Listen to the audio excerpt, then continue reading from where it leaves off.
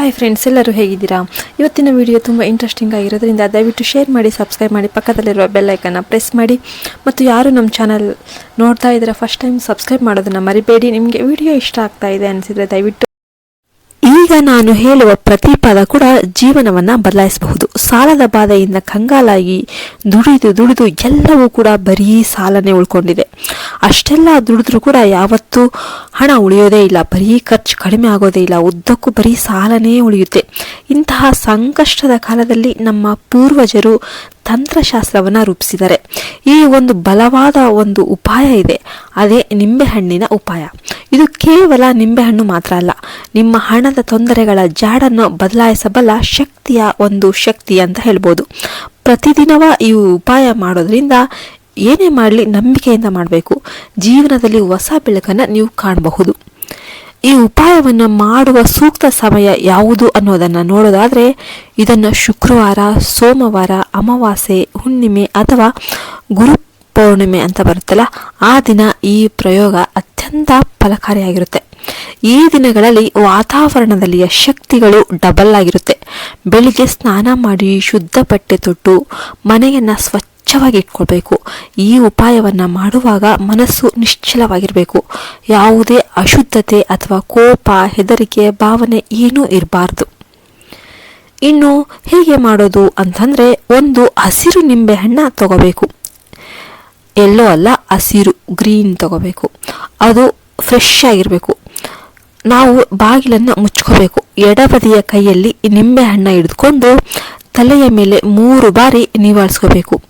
ಈ ನಿವಾಳಿಸ್ಕೋಬೇಕಾದ್ರೆ ನಿಮ್ಮ ಜೀವನದಲ್ಲಿ ಎಲ್ಲ ಸಾಲ, ದುಃಖ, ಬಡತನ ಈ ನಿಂಬೆಹಣ್ಣಿಗೆ ಬಂದೀತು ಎಂದು ಕಲ್ಪನೆ ಮಾಡಿಕೊಳ್ಬೇಕು.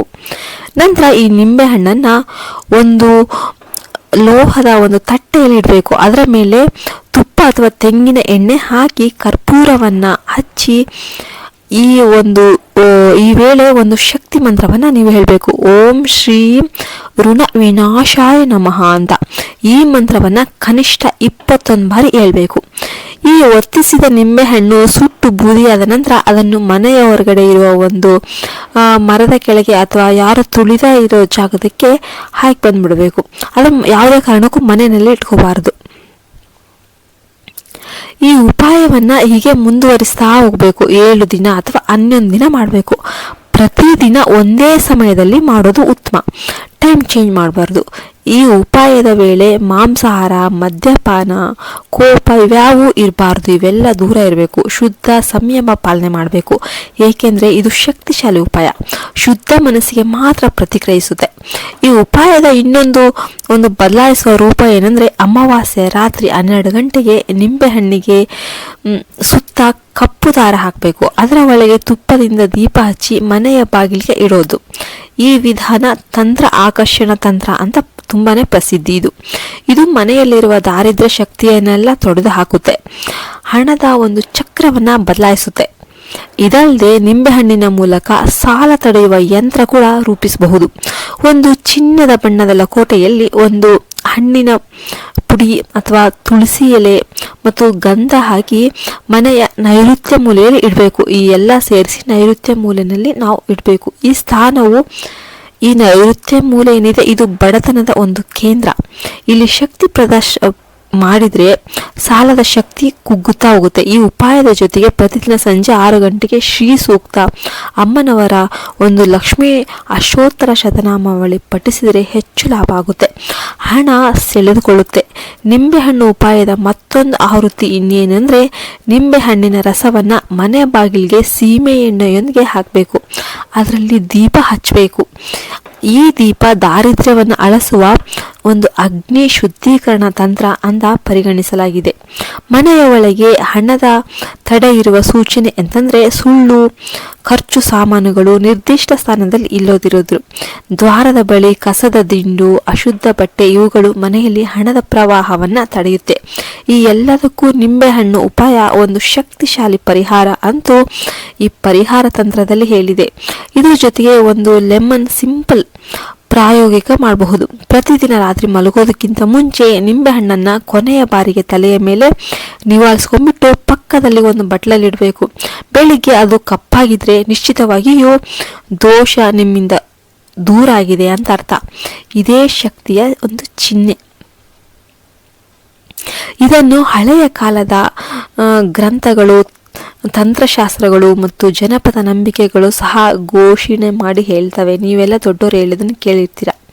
ನಿಂಬೆಹಣ್ಣು ಅಂದರೆ ಸೌರಶಕ್ತಿಯ ಪ್ರತೀಕ. ಅದು ದುಷ್ಟ ಶಕ್ತಿಯನ್ನು ದೂರ ಮಾಡಿ ಶುದ್ಧತೆಯನ್ನು ತರುವ ಒಂದು ಪ್ರಕೃತಿದತ್ತವಾದ ಶಕ್ತಿಯ ಮನೆಯ ಒಂದು ಉಪಾಯ ಆಗಿದೆ. ಜೀವನದಲ್ಲಿ ಶುದ್ಧ ಶಕ್ತಿಯ ಬಳಕೆ ಹೆಚ್ಚಾದಂತೆ ಹಣದ ಅನುದಾನಗಳು ಪ್ರಚಲಿತವಾಗುತ್ತೆ.